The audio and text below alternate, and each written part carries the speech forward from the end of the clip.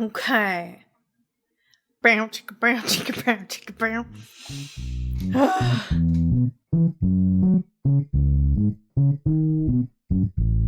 Then you meet my favorite character, and I don't know why. Maybe I have an alien kink? I don't know. I don't know. Until he ends up actually eating two of the people there, as two of the workers. And then they're like, oh, maybe this isn't such a good... She wanted something like hot chocolate, and I said, no, I'm giving you like minty milk. Welcome. Welcome. Hi, I'm Melissa. I'm Ammiel. And welcome. Or Ammi Smell. Or Ammi. I was going to say Ammi Yell, but that just sounds like my name. Oh, I like Ammi Yell. That's funny. And yeah, so welcome to Click and Flick. This is where we talk about video games and movies, and we take a deep dive into them and tell you guys what we think about them. Yes. Yes or all no. All of our opinions. Yes or no. 10 out of 10 or 0 out of 10. That's it. It's ride or die here. Or anything in between. Or and yeah, I live in the contradictory. Yes, we do. Do you want to introduce the idea, the potential? So we're going to be expanding once again onto another platform, people, and we are going to start streaming. Yes. A special Click and Flick exclusive TV review show on Twitch. So we're going to be watching TV shows and going episode by episode, or maybe a couple episodes at once, who knows, but going through and discussing what we like about it and what we don't like about it. So keep an eye out for that. We're going to start expanding into television and series, as well as talking about movies and games. So watch out. So excited. Yes, keep an eye out for that. And so with that being said, today's click we're starting off with is coffee talk. Oh boy. Coffee talk. Coffee talk. Now. Coffee talk. I would love to keep up that accent, but there's no way I'd be able to like keep it consistent. No. We're not known for consistency here at Click and Flick. Dang, yeah, you right. I heard about this game, oddly enough, from TikTok. It was supposed to be just kind of like a cozy game. It is a visual novel, and I've never played one before. I don't know if you have, but I have not dabbled. Okay. So Coffee Talk is an indie game. Like I said, it's a visual novel, and it came out on quite a few stations, actually. It released on January 29th of 2020 and came out on Microsoft, Mac, Switch, PlayStation 4, and Xbox One, which is really impressive. That's awesome. And for it being such a small game, like an indie game, I think the visuals, because it's like 2D, you don't move a lot. You just sit stationary. It's really neat and really well put together in that form of sense. Okay, so to start off, it is first person view. You are a barista at a coffee shop, but it's a late night coffee shop, and it takes place in Seattle, Washington, where it's raining, cloudy all day long. And I love it. I want to say that this video game has the same premise as a TV show I used to watch called Midnight Diner on Netflix, and it's actually a Japanese show, Mhm. and it's a noodle house that is open. They open up at midnight, and basically it's like it's open all through the night, and it's about the different characters that come in and tell their stories. That's pretty neat. So each episode is like a different person who's there at the diner eating. And so Okay. I was like, oh, this is cool. It has kind of like the same Yeah. premise where it's like you get the stories in the middle of the night that you're not going to get during the day. Right, right. Which, I mean, the characters in the game make multiple references, like a coffee shop open at midnight. Wow, risky. Surprised you're still in business. And you're like, okay. Here to serve You're you, like, but this- okay. There's literally no competition at this time, so Yeah, right. Honestly. It is an interactive game, which is kind of neat because you are a barista. You're driven by the drinks that you're supposed to make these characters that come in. Some like tell you kind of what they want or surprise me or whatever. And depending on the kind of drink that you give them, basically affects their relationship with you and the outcome of the entire story, which is really neat.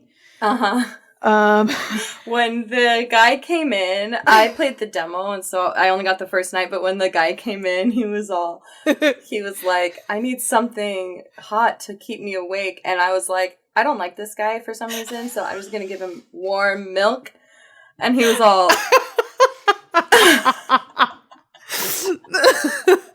Oh, I'm so glad you did that. Because I have a story for the end. It's funny. I was like, he gets warm milk. There you End go. of discussion. Nothing to keep you awake tonight. I didn't know it would change the outcome. Right. How he... I didn't even know Anyway. how sensitive the actual drink was to the game. I knew it had play, but I didn't know how sensitive. Surprisingly, it's pretty sensitive, I guess. Oh god. And yeah.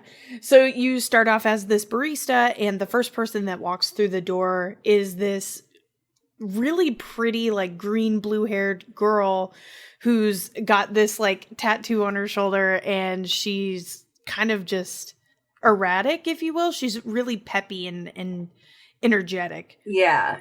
She's super edgy and edgy is a good word. Just like the kind of person you'd expect to see at a coffee shop at midnight. Yep. Mm-hmm. Almost exactly. I agree. Yeah, and her name is Freya, and she is a huge part of the story. She's almost in this cafe every day, every night. But she's trying to write a book, so she's coming to the coffee house just to stay up, write, and move on and get inspiration, I guess. Mm-hmm. And you learn how to make drinks as you go. You also have this phone that you can reference to of the amount of drinks you've made, like what recipes you're looking at, the people that you've come in contact with. It keeps kind of like a note, so you can kind of keep track of who's who, which is nice. And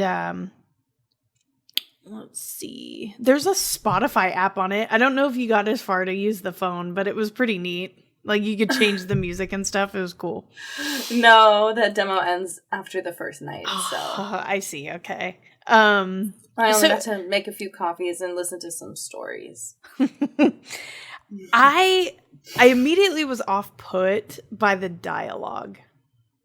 The dialogue was very, hold your hand, we're gonna get through this together, and I just expected it to be a lot more immersive, not really like, hi, I'm new here, I'm writing a book, you're a barista. Like, it was very hold-handy. Like, let me explain to you every detail because you can't come to the conclusions on your own. Yep, exactly. Besides Freya, you end up meeting a succubus who's purple and cute, and I love her character. Her name's Lua. And you meet an elf whose name is Bailey's with an S. Bailey's. See, this is where it gets weird for me because I'm like a succubus and an elf in a coffee shop in Seattle. Okay, I'm here. I'm here, baby. Let's go. Right? I had no expectations, but I was not expecting this. I did not expect it to be so supernatural, I guess. I'm with it. I'm cool. It's here. Yeah, it's like a different world. It's like it's like a fantasy world in the real world. Right.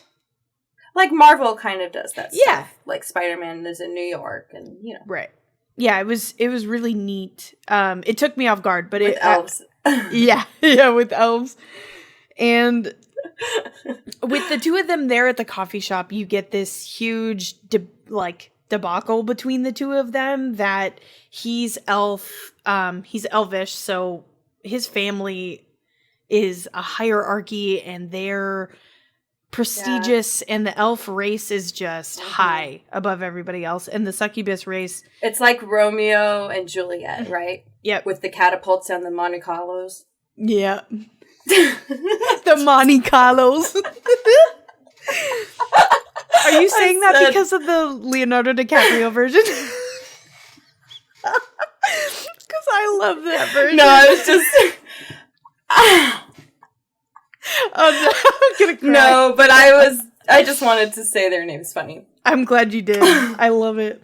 And I'm gonna forever say the Capulets and the Montagues. I know their real names, people. Don't come at me. I know, don't add her for it. So you get this whole discussion about their triumphs and tribulations with their relationship and how they can't be together. And then you know, this is going day by day. And I'm really just going to touch on when you meet the people. And then you meet Gala and Hyde. Gala and Hyde are a werewolf and a vampire. So Gala comes in. He's this big burly man with a bunch of Band-Aids all over him. Oh my gosh. I hate that because I watched like the rest of the Twilight movies today while I was bored. Yes! So I'm like, vampires and werewolves. Let's just stay. Let's just stay in this world. It gets better. They're in Seattle too, which I thought was hilarious. I know. The werewolf, he works as a hospital administrator, an ER, like admin. So he sees all the nasty, gory stuff in the ER, and then the vampire is a model, a supermodel. Of course, Edward Cullen over here. Edward Cullen, and he's super dark and mysterious, and is like throwing stuff like truth at your face, and you're like, okay, sure, Hyde. Literal truth. Yeah, literally. So immediately at this point, I started to realize, I was like, I don't like that each individual character has some prestigious job title. Number one, it's not relatable. Number two, it doesn't really have to be relatable. But yeah. Like, oh, and it gets nobody worse, in it is like a plumber. Yeah. Or like... Only person is like you're a barista. Yeah, exactly. Everyone is like, hello, I'm a rocket scientist. Like, yeah. I mean, you do meet a cop, and his name is Georgie, and he's pretty like chill. Like, he just shows up and is smoking a cigarette. Like, he's the most nonchalant character out of the group, but like, still. Then you meet a Catwoman who she shows up as a cat initially, and then poofs transforms into this like super, oh my gosh, young and like really pretty girl. I think she's 18. I don't remember how old she is. She's like young. She's young, and her dad's worried about her because she's a singer and she's got a manager, and her dad is like upset because this manager's like taking advantage of her. And I was like, that's That was the point where I was like, this in is Seattle. Too much. In Seattle. I think they should have said it in LA or New York if they wanted to have all these superstars, right? You would think, right? I mean, if you're in Seattle and you're a superstar, let me know. Comment below. I'm only like 4 hours from you. Can you just let me know? Oh gosh. And her dad is also a cat person, by the way. Her name is Because I would Rachel. honestly believe it if it was LA and everyone there was like an actor or a supermodel or something, because that's kind like of not to be stereotypical, but yes, like that is where all the fame and like everything happens. That's where things are made, so it's easier to live there. Right. But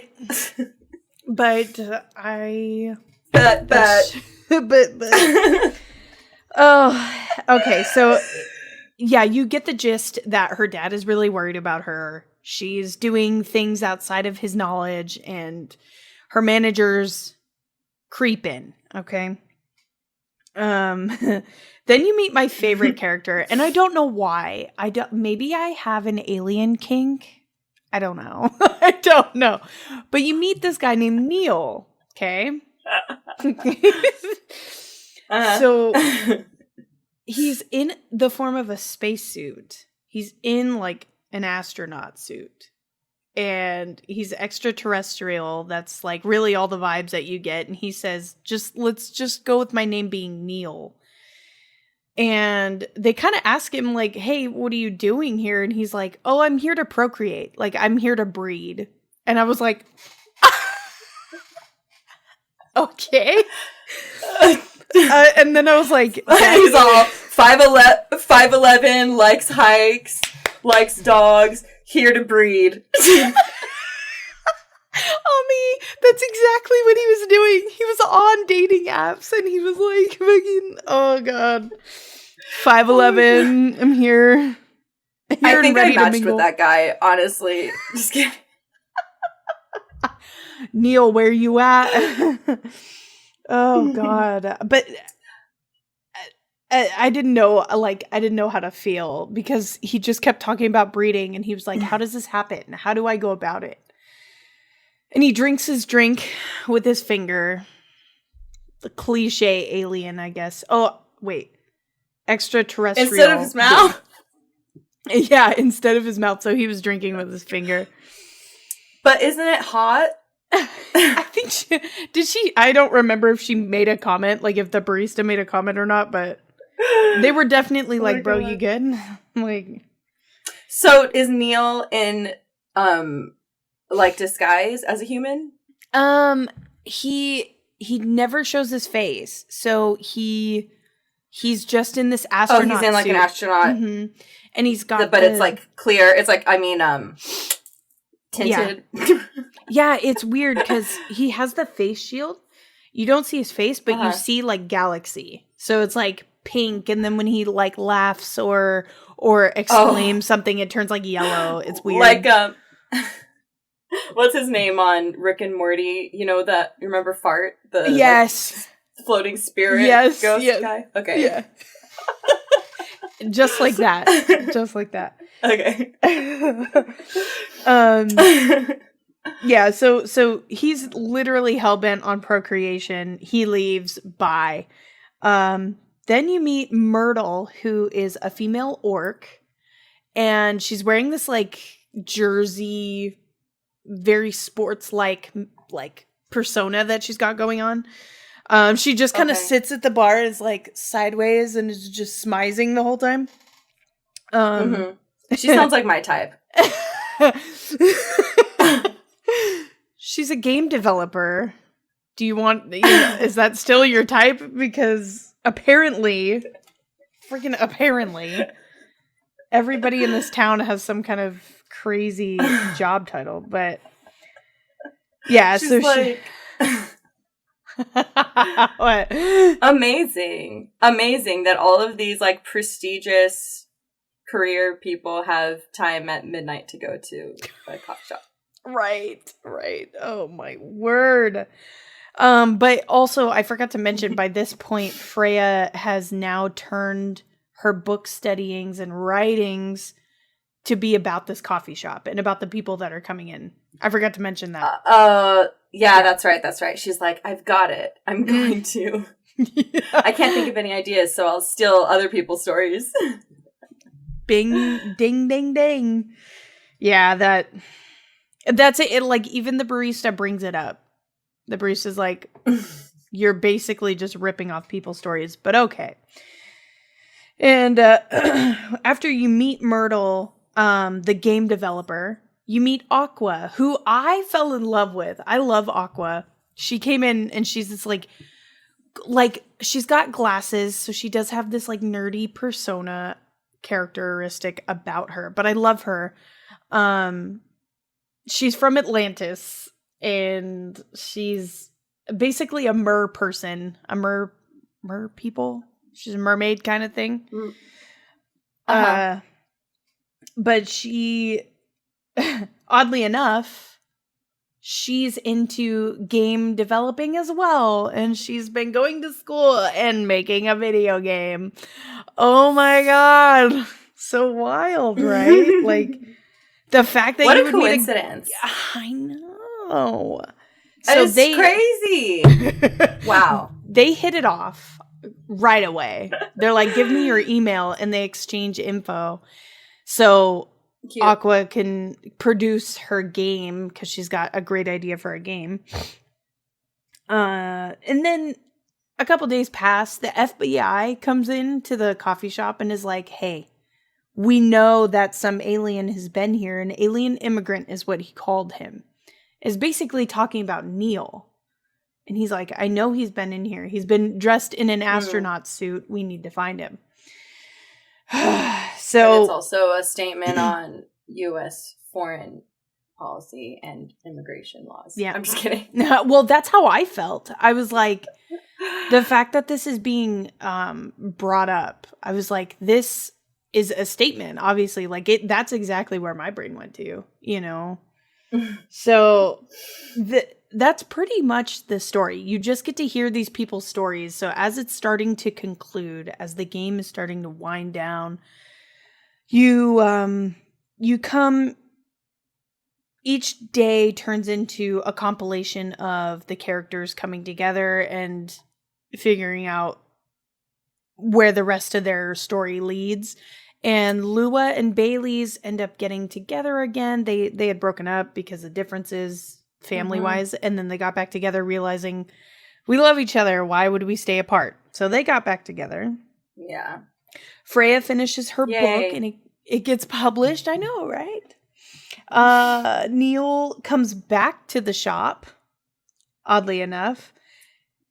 With a girlfriend? Not yet. Not yet. Rachel, the cat girl, she moves on. I ended up giving Rachel hot, like, what did I give her? I made like, she wanted something like hot chocolate. And I said, no, I'm giving you like minty milk. Because I just didn't like her character. At the end, I was like, no, you get minty milk. Gross. Yeah, but she ends up realizing. That's amazing. I mean, I did the same exact thing for no reason. It's worth it. It's so worth it. Just bad get it out of drinks. your system. Bad drinks if I don't like you. She gets kind of reunited with her dad. She understands that her manager's an idiot and moves on and is basically fine from there.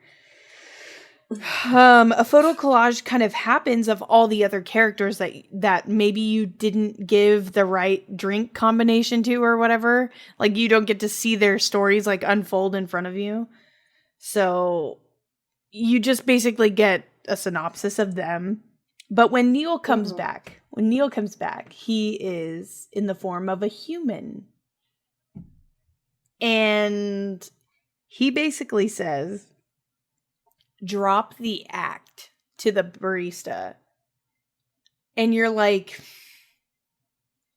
what? My act? My act? You're like, what? And I had to do research. I had to go find something because it's a very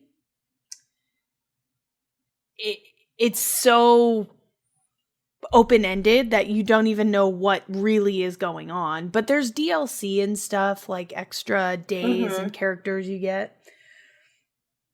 Basically, what people have concluded is that the barista is an alien as well, like same kind of species as Neil. Some were even saying that the barista is their offspring. Is Neil's offspring? Yeah, Interesting. Very, very interesting. I don't even know what to say about this game. I did not enjoy it. But it's not it's not only because it was a visual novel, it's also the way it was written. Just didn't resonate with me. I felt like I was a 4-year-old trying to grasp the concept of this game, and like I was being talked down to. It was so weird. It was so strange. Yeah. Kind of mad that I spent like $12 on it. I should have played the demo, but regardless, for science, then we wouldn't have much to talk about. True. We'd both be like, yeah, she had great hair. Cool. Yeah. I did like Freya's hair color. I did not like her character, really. But that's like one click for her hair color. And yeah. And it sounded so intriguing because I loved being a barista. It was so fun. So I was immediately intrigued by the game. But anyway, I'll give it a rating.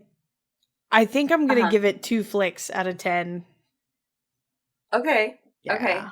I was thinking 2 or 3 flicks also. I think I'm gonna give it 2 flicks. Okay. Or clicks. Oh yeah, clicks. Clicks. Yeah. Clickety clack. So just because it's like it did take, I mean, the whole premise, like I said, isn't super original. Like I've seen it kind of done before from that Japanese show. Mm-hmm. And then on top of that, they just kind of like randomly decided to add like any kind of fantasy character or like alien or movie monster. And I feel like it's not really deciding. It didn't really decide what world it's in. It's like, I'm in Seattle and there are vampires. Oh, and there are orcs. Oh, and there are aliens. And it's like, well, there's like different fantasy, like they don't all live in the same fantasy world. You know what I mean? So it's weird. And then it's all in Seattle and then it's at this midnight coffee shop. So I just kind of thought the whole thing was weird. And then on top of that, it's basically just like reading. So bowling. Yep. I checked out. The only thing that was fun was the coffee making. And that was even hard. Yeah. Like that wasn't even. And it wasn't enough. Yeah. It was you had not to read enough. So much. Yeah. You know what's fun? Overcooked. That game where you just make stuff and you're like sending it back out. If this game was more like that, Overcooked. With coffee, and then a little bit of talking, but I guess it's called coffee talk, not coffee make. Coffee make. You might be onto something. Overcooked mixed with a visual novel? Come on now. That needs to be made like yesterday. I need to go find that coffee shop where that athletic web game developer is at so I can pitch my ideas. Telling you. Gotta do it. She even she had a shaved side like me. And I was like, ooh. I love it. Twins. So you would officially give it 2 clicks? I'm gonna go, I'm gonna give it a 2 also. Okay. I'm gonna go with 2 also because I just don't really think it's that good of a game. It's kind of like those like dating simulators that you get ads for. Yeah. When you're like on your phone and stuff on Instagram, you see, and it's like just kind of awkward. Yeah. Yeah. I agree with that. I'm ready.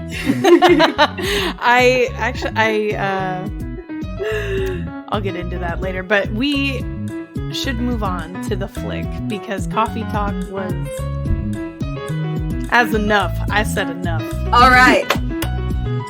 Yes, tonight's flick, and I'm so excited for this flick because did you already watch it? I did. I rewatched it today. Yeah. Oh my gosh! Tell me why I cried at the end. I'm like, oh, so beautiful. Tonight's flick is Spirited Away.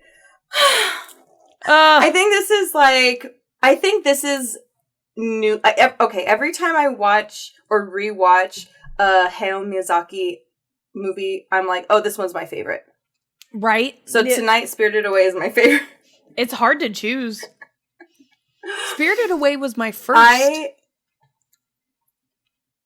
Was it? Mm-hmm. Okay. I grew up watching My Neighbor Totoro and Kiki's Delivery Service when I was young. Kiki's too, and then Spirited Away came out, and I know some fun facts about this movie. Spirited Away was the first anime and only anime to win an Academy Award for Best Animated Feature. No shit, really? Uh-huh. And it was in 2001. And here's my favorite the funnest part about this fact is that the director, Hayao Miyazaki, refused to go to the awards ceremony. And he wouldn't say why at first because Disney didn't let him say why he wasn't going. But in 2009, he made it known that the reason he didn't go was he was protesting against America's invasion of Iraq. So he was really against that, and so he refused to go to the Academy Awards. I got chills. Oh, mm-hmm. Wow. Whoa. Yeah. So Hayao Miyazaki is super, he is very pro-environment. He believes that humans and our spirits are connected with the environment, I think. And I think that comes out a lot in his films. Oh, yeah. He's definitely like a peacemaker. So I think that was a big deal for him to not go to the Academy Awards when it was literally the only movie that's ever won of his. So, wow. And this movie was the highest like box office grossing film, I think still is in Japan, is the like number one really of all time. No. I think so. Rightfully so, honestly. It's okay, so let's get into it. So we start off with a family that's moving, and there are so many things I want to say about this movie too that I love so much. So Chihiro is the young girl, and her family is moving to a new town, but they kind of get lost on the way to their new house, and the dad takes a shortcut down this path that has a bunch of like spiritual symbols, little shrines that we see. And we're kind of see that they're driving off into a path that's kind of leading them to the spirit world. Mm-hmm. When they get there, when they get to the spirit world, they don't really know what it is yet. It's still daylight for them, and it looks like an abandoned theme park, like an amusement park. But the mom is like, "Oh, that's interesting. These are all restaurants." And they smell food like being cooked in the distance. So they're like, oh, let's go check it out, see what's going on over there. They go, and Chihiro is like, I don't want to partake in any of this. Like, this looks like a bad idea. And I think that this is kind of like foretelling of how this show or this movie is telling us that the kids are more connected spiritually than the adults, because the mom and dad, they're just kind of like, oh, let's go. They're about like consumerism and like taking what they can, and they're being greedy, and they're like, okay, we're just going to eat all this food. Yeah. And Chihiro like knows there's something inside of her telling her like, this is wrong. We shouldn't be doing this. Right. But she goes wandering off, and she ends up finding a bathhouse. And she meets Haku, which is he's kind of like helps run the bathhouse. He's like the right-hand man of the main witch who owns it. But he sees Chihiro and sees that she's a human girl, and he's like, oh, we gotta, like, save her. I'm gonna try and get her out of here before. So he's like, go, get out of here before the sun sets, or else you'll be trapped. And she runs back down, and she goes to get her parents, and she sees that they were turned into pigs because they were being so greedy. And they were just eating and eating and eating until they literally turned into pigs.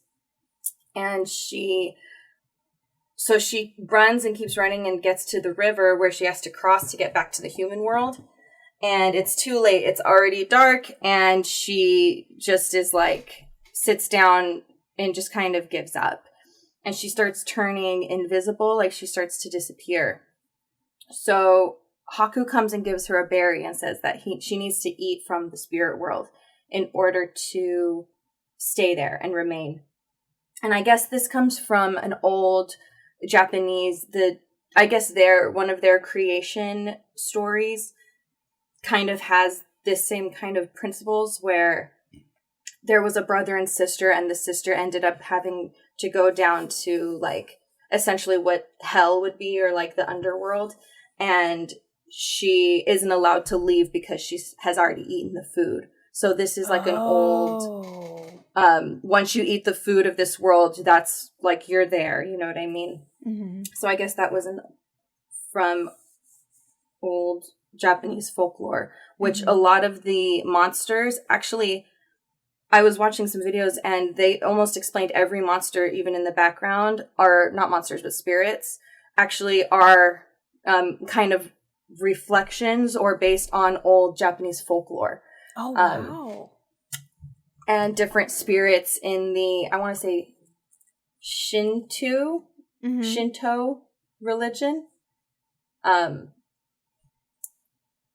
So Shinto is the religion that most of the spirits and the lore in this film is based off of. I see.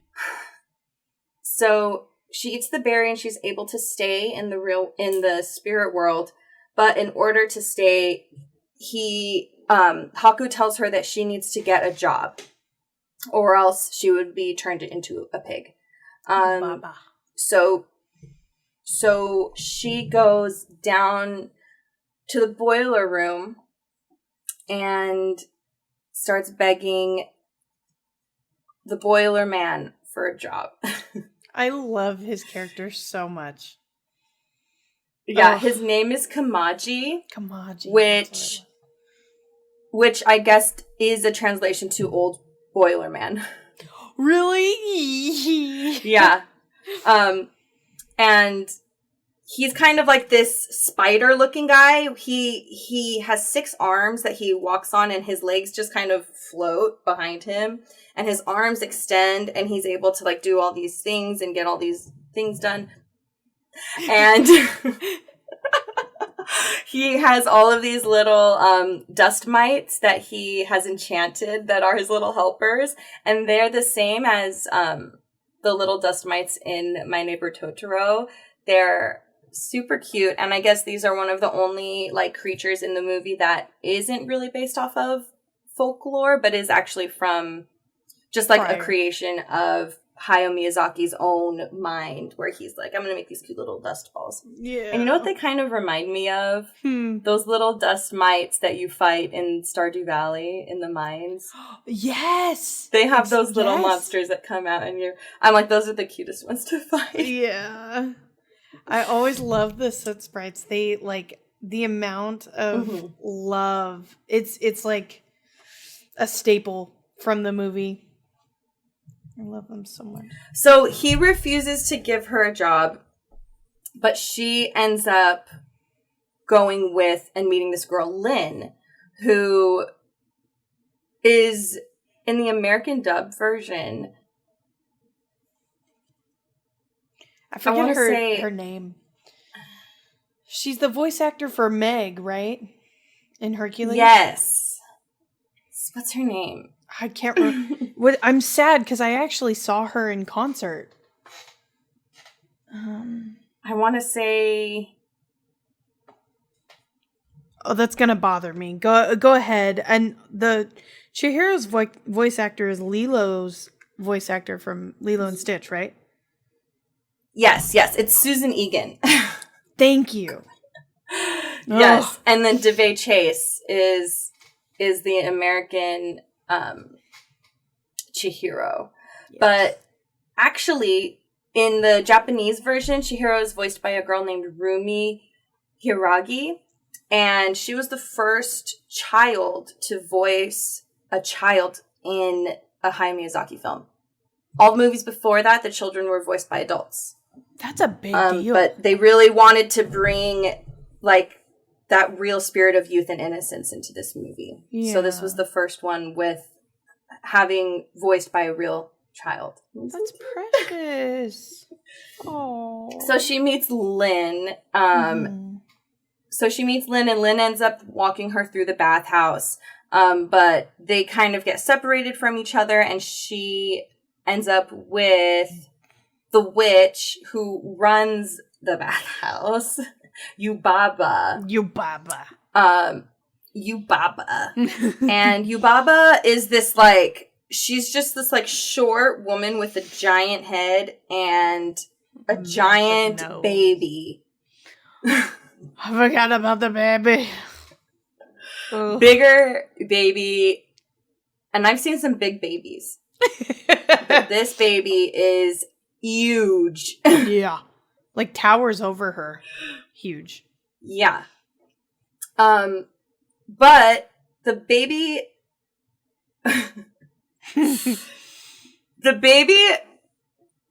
ends up being nice.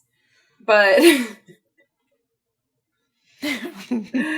so Haku helps Chihiro with So Haku brings Chihiro over to the pig stable so that she can see her parents, and basically tells her, like, okay, you have to remember which ones are your parents, and you have to remember your real name. Mm-hmm. Because when she meets Yubaba and gets a job with her, Yubaba takes her name. Yubaba ends up taking her name and giving her a new name, Sen. So here's what's interesting too about this is that Chihiro is translated to mean 1,000 questions or 1,000 searches, which is kind of, telling us what Chihiro's gonna be doing on this in this film, right? Like, this is her destiny. Mm-hmm. When Yubaba takes away her name and gives her the name Sen means 1,000. And so that's kind of representative of showing, like, she's not even seeing her as a name anymore. She's just a number now. This is her, like, she's a worker, and now she's part of the machine that's just going to keep everything running and keep Yubaba on top, living in luxury, and keep everyone working for her, living in the slums and doing everything they can to keep her successful. So Haku tells her, it's so important that you remember your name, Chihiro, because if you forget your name, you're going to forget your past. And I think that also is, like, kind of telling of how they see it so important, or he's telling how important it is to remember your name. And your name is kind of where you come from. It's your past and it's your ancestry. You know what I mean? So kind of keeping that and holding that remembrance and holding that to a certain standard of respect and importance. It's important to know who you are and know your name. And that's what Haku is telling Chihiro, don't forget that, or else you're going to lose you. Right. Who you are.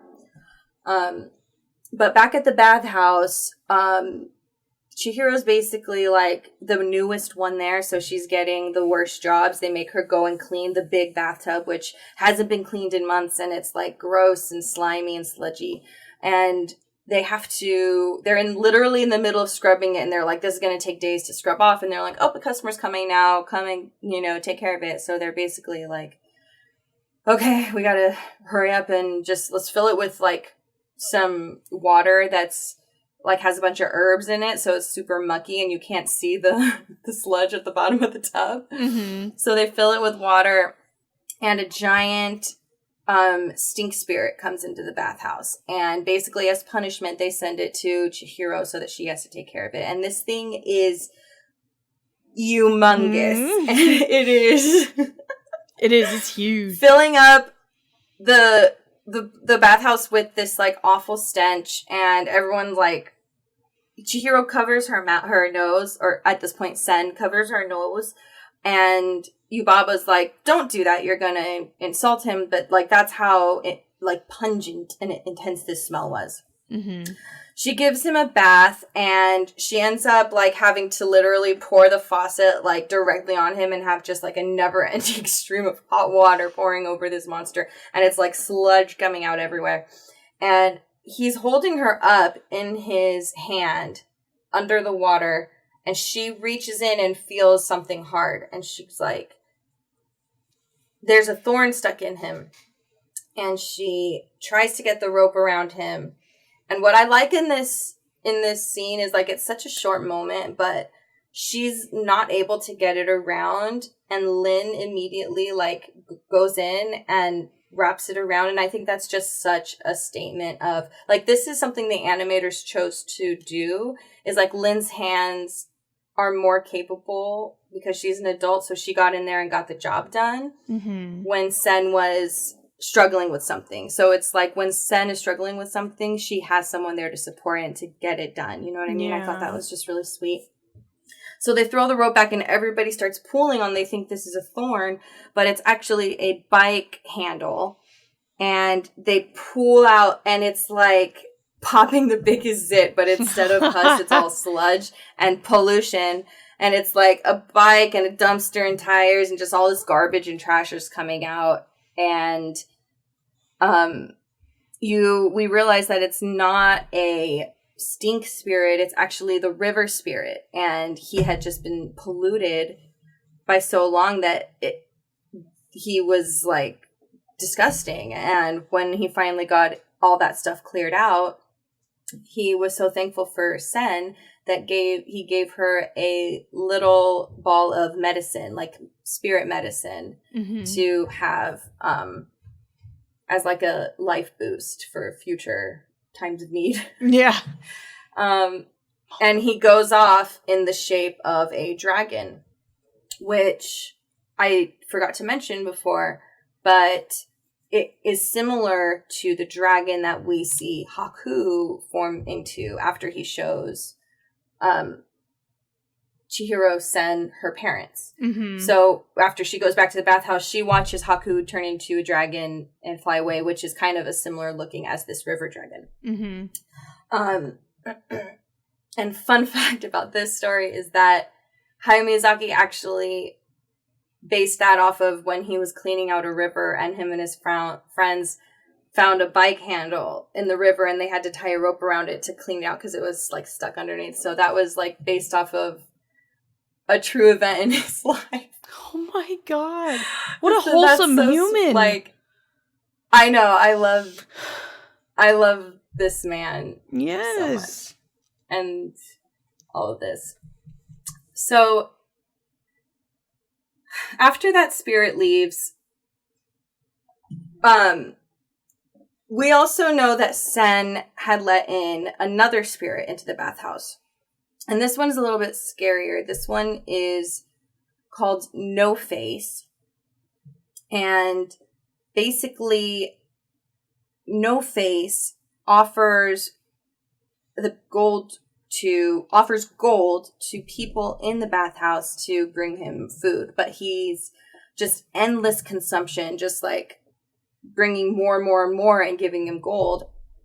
And the workers are so overtaken by their greed that they're just like, letting this monster become bigger and bigger and bring him everything, until he ends up actually eating two of the people there, two of the workers. And then they're like, oh, maybe this isn't such a good thing. So they end up having Yubaba bring Sen in to try and get him out of there. But Sen was up in Yubaba's room while Yubaba was down there dealing with that, watching Haku as a dragon being attacked by these little paper, like airplane. They were like little birds cut out of papers, looking like almost. Mm-hmm. Just going around like magically enchanted and trying to hurt him and trying to just take him down. So Chihiro Sen is calling him in the room and tries to get the door closed before they can get in, but he's like super hurt, and Yubaba's twin sister ends up showing up because she's the one who enchanted those. And she's like, you know what? He stole my seal, so he's gonna die.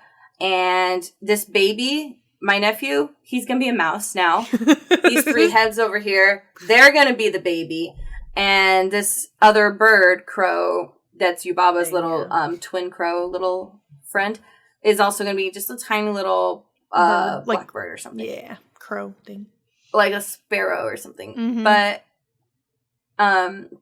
so now Sen gets the baby who's a mouse, and she's like now protecting them. So this is where they become friends. Mm-hmm. And she and Haku end up falling from Yubaba's like penthouse at the top of the bath all the way down to the boiler room. And now she's in the boiler room with you know, the person who's willing to help her, Kamaji. Mm-hmm. And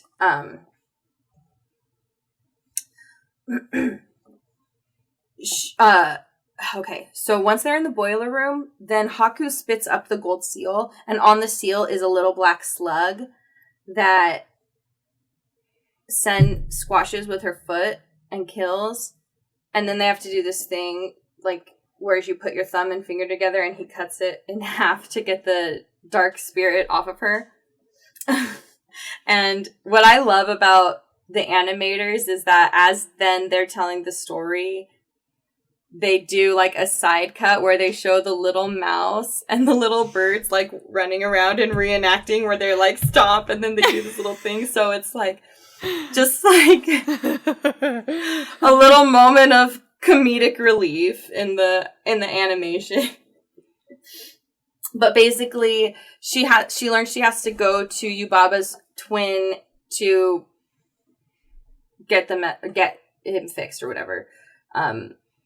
He spits up the seal because she force feeds him the medicine that the other river spirit gave her. So she force fed that medicine to Haku. And fun fact about this scene is when they animated it, they were studying a veterinarian who was giving a dog medication that the dog didn't want to swallow. So the dragon, the jaws and the teeth are all based off of that dog, and the way it struggled and stuff, it was so intense and so real because it was based off a real dog. Wow. That would make sense because that scene is always stuck out in my head. Mm-hmm. That's crazy. So Sen gets No Face to basically throw up everything he's been eating, and she gets him out of the bathhouse. She's like, I think the bathhouse is making him crazy because he wasn't mean when I met him outside. Yeah. So we learned that like this need for like consumerism and this like excessive consumption and endless greed that is represented by the bathhouse just does like negative effects to anyone who gets sucked in by those powers. Do you know what I mean? Even this spirit, this No Face spirit. So she gets him out of the bathhouse, and they get on the train to go see Yubaba's twin, whose name is Zeniba. Zeniba. That's right. Yeah. Zeniba. And this moment on the train where they're just like paused was like an intentional moment for Hayao Miyazaki to give the audience like a break from action. Yeah. He wanted them to be able to enjoy the art and to take a breath and to take a moment to process the world that they're in and to realize that not everything in the movie has to be shot by shot, something happening. Mm-hmm. He wanted to be able to slow it down. And I think that it's just a beautiful scene, and I think that it's such an iconic scene for that reason. Yes. That it's like relaxing and calming to watch that scene on the train, especially after everything that is a lot to digest. Yeah. Yeah. So when they get to Zeniba, she's basically the opposite of her twin. Mm-hmm. She's like, we look exactly alike, but we're told the opposite. She's like, girl, call me Granny. Let me give you some tea and cookies. Like, she's the best. Basically takes care of her. And while she's there, Haku makes a deal with Yubaba. Zeniba. Oh, yeah. So then Haku makes a deal with Yubaba while Sen is at Zeniba's to say, like, release her and, like, her parents and let them go back to the human world. And so Yubaba agrees to this if he says, I'll get you your baby back if you do this. Right. Let her go. And Yubaba's like, okay, fine, but I get to test her one more time. While Sen is at Zeniba's, Zeniba gives her a little, like, hair tie made out of memories. Mm-hmm. Is that right? Mm-hmm. So that she can, like, always keep her most important things close to her, right? Right.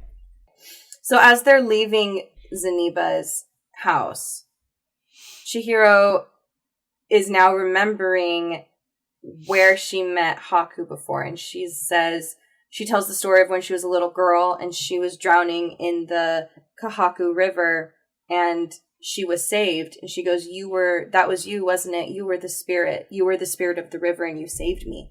Mm-hmm. And he was like, that's my name. I remember it now. The Kahaku River, that was my name. And she says, it's not there anymore. They paved over it and it's all apartments now. And he's like, well, that explains why I couldn't remember where I came from and I couldn't remember my home. And this movie came at a time in Japan where they had, I guess, just had their big, like, economic crash. Before, I guess, generations beforehand were more spiritually inclined, and then there was a big boom where people just became more capitalistic.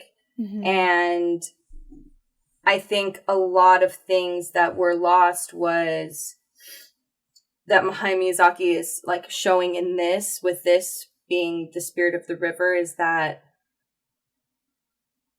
if the world isn't made for humans to just do with as we want, it's, like, here for us. If it's really other things have spirits just like us, then the things that we're doing have bigger consequences, you know, than just what we see. And losing the spirit of the river, you know, the spirit's now not able to go home. Yeah.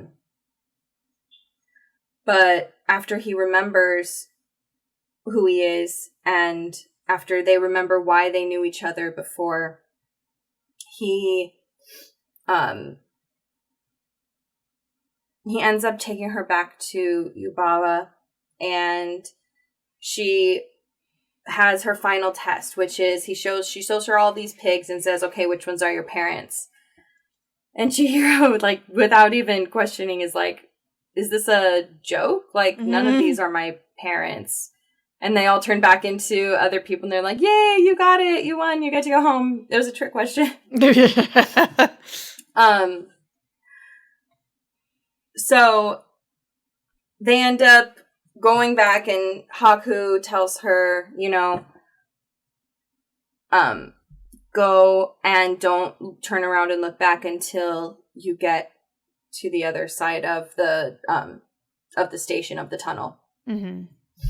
And she's like, where are my parents? He's like, they're already in their human form on the other side of the river. Just go find them and then go back. And they end up walking back to their car, and it's covered in leaves, like it had been there for days. And the parents are like, what? What's this? Like, is this a joke? We've only been gone for a few moments, but it's really been like, who knows how long? Mm-hmm. And in the Japanese version, and the way that Hayao Miyazaki like directed and intended it to be, is that Chihiro now, after she passes through, then doesn't have any memories of the spirit world, and it was all a dream. Oh, wow. But the one thing she does have left from it is the hair tie, and that kind of has a little glimmer at the end when she leaves. But in the American version, there's a line at the end of the movie where the dad says, oh, you know, starting a new school, making new friends can be kind of scary. And Chihiro goes, I think I can handle it, kind of in a joking way, and it kind of makes it seem like she has gone through a lot. Right. But I think that that's not, I don't think that that's like really how the original version intended. I think that she's not supposed to have remembered her journey. But just some things that I really love about this movie is like, Hayao Miyazaki wanted to make a movie for little girls that wasn't about crushes and falling in love and meeting a prince. He was like, you know, my friends' kids who have girls this age, like, I don't really think that's what they want. I want to make a movie where they are the heroine, you know? Yeah. And I just think that that's, like,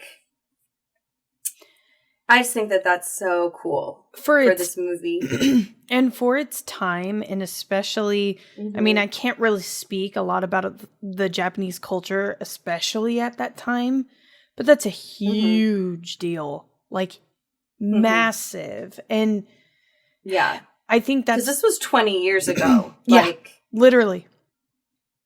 It's also amazing that we can use animated movies and TV shows to portray that, where, you know, like you said, just 20 years ago, that difference makes all the difference later on, and how important it is to certain people in life, you know?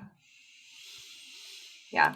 And one thing I love about Hayao Miyazaki movies is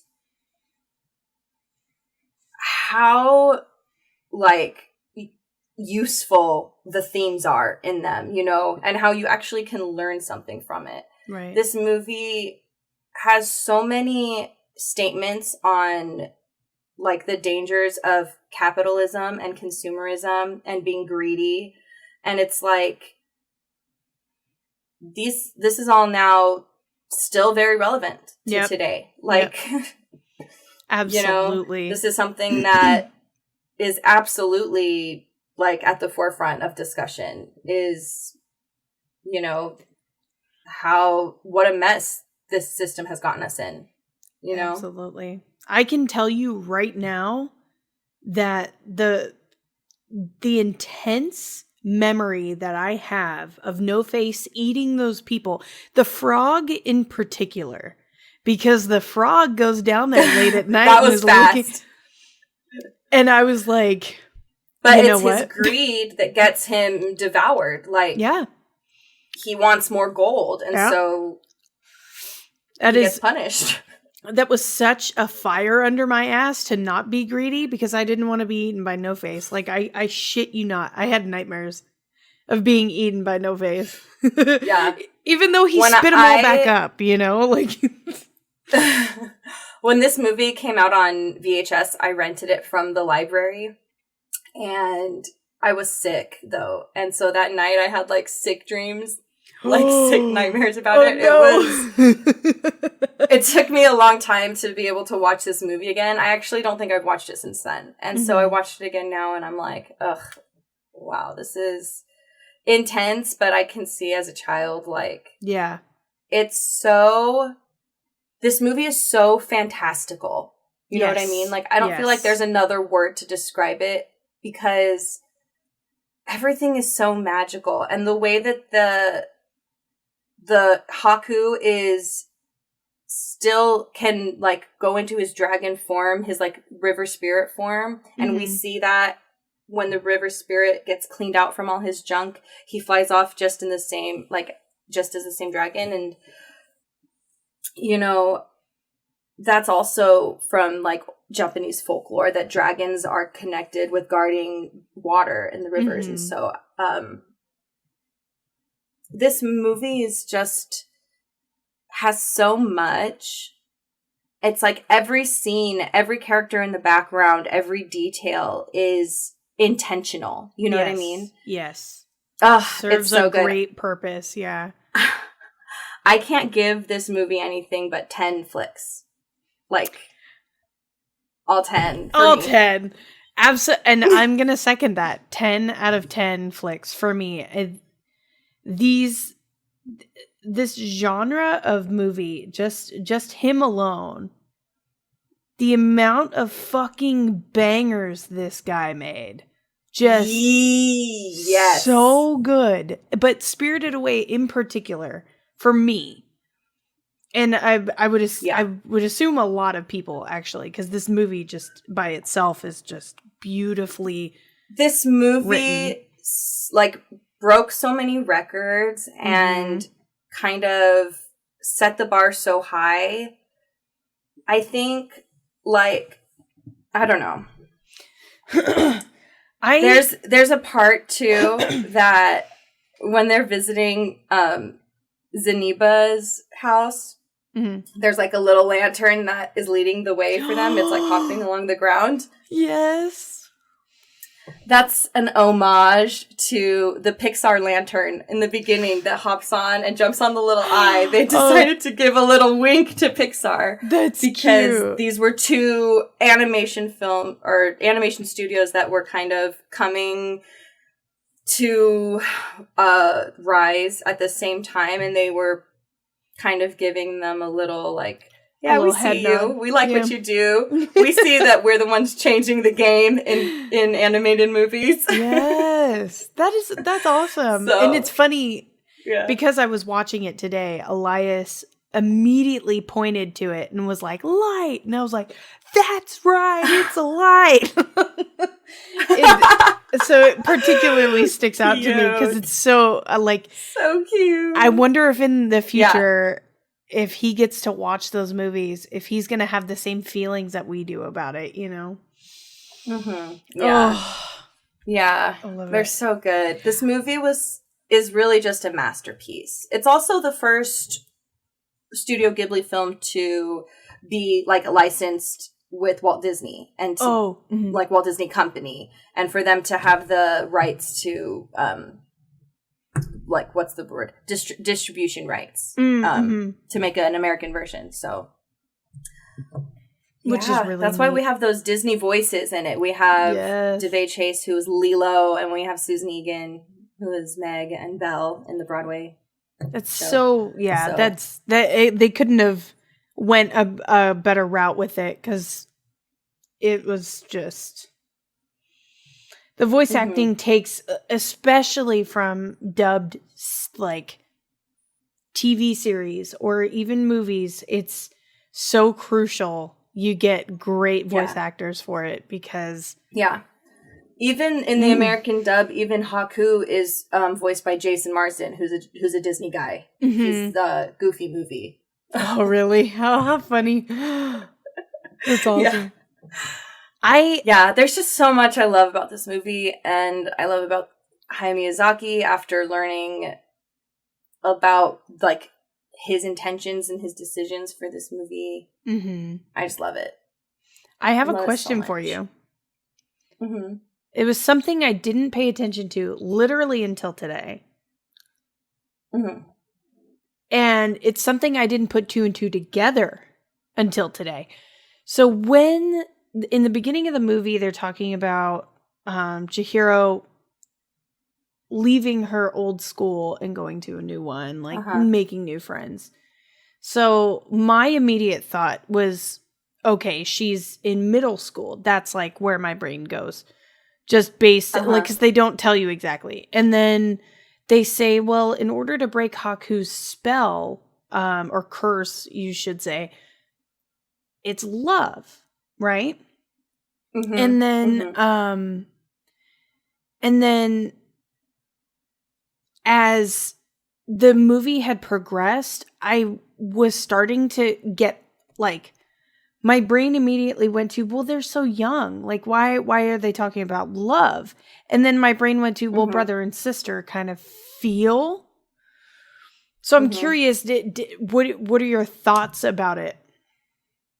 So here's the thing, is that I think that love, when we hear it, we kind of have a, like, an immediate, like, romantic love. Mm-hmm. You know what I mean? But I think that what we get from this movie, and I think what's obvious, is that it's not a romantic love. They don't kiss. They don't hold hands. They don't hug. No. They don't love each other romantically. She loves the river. Right. No, it's a love for nature, and it's love in the sense of, like, a true connection, but it's like you're one with nature, right? And these spirits are part of our world as well, and we work together, and, like, they can save us and we can save them, right? You know, right? And I think that's the kind of love that she learns, and Chihiro is really, she's just a good soul, because everyone in the movie, she is respectful towards them. She assumes the best out of everyone she meets, even all the spirits. Like, she's not a scared person. When she gets a job, she doesn't sit there and cry and say, I don't want to work. You know, she's going slower than everyone else, but she's scrubbing the floor. Yeah, you know what I mean? She's doing it. Because I mean, when I watched it when I was younger, I had a horrible disposition of love. And I felt, even when I first watched this movie, which I was probably 10 or 11 at the time, which was Chihiro's age, when I watched it, it was a romantic thing for me. And I was 10, right? When I watched it today, I felt, now I like that you said a love of nature, because that also kind of makes me think more inside of what was actually supposed to be portrayed.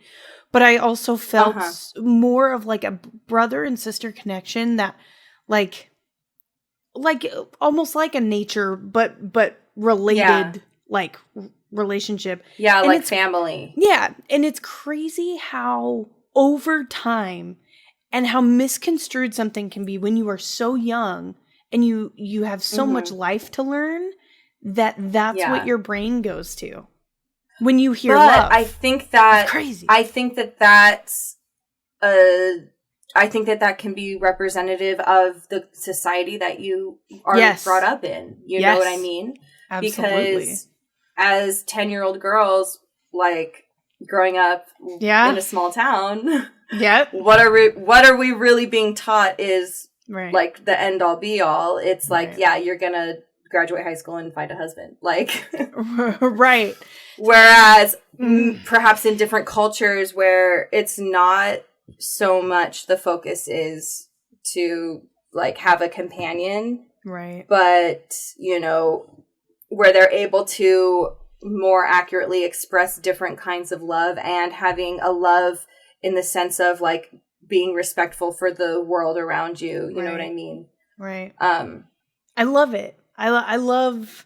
Yeah. I kind of want to go watch the rest of the movies just because I want to see what my brain thinks of it now, as opposed to when I first saw them. But it's crazy. I know, I love that movie. So good. I'm glad you picked this one in particular, especially just given prior circumstances. Like, it was such a breath of fresh air. I'm so happy with this. Mm-hmm. Yay! So that concludes. That is the conclusion of tonight's episode, y'all. Thank you for listening. Yes, thank you for watching. We love talking to you. Yes. We're excited that the Animal Crossing updates are coming out this week. Yes! Can't wait! Please feel free to comment, subscribe. Like, I found a video of my niece stealing my phone a few months ago, and it's just like the top of her head, but in the video, she's like, "Hi guys, welcome back to my channel. Hit that bell." So hit that bell. Hit that bell. Fucking stay in tune with us. Email us when you can. I'm telling you. And tell us your suggestions. We want to hear from you guys. What movies do you want to hear us talk about? What games do you like? Mm-hmm. We will play them. Also, and since we're moving on to the streaming realm, give us recommendations of what you want us to watch TV show wise. Yeah. Send us every type of media that you want us to talk about, and we will talk about it and record it. Yes. And get it out there. In your honor. Well, thanks for listening. And with that, go ahead. We're going to catch her on the clickety flick side. Clickety flick side. Peace. Peace and love. Motherfuckers. Motherfuckers.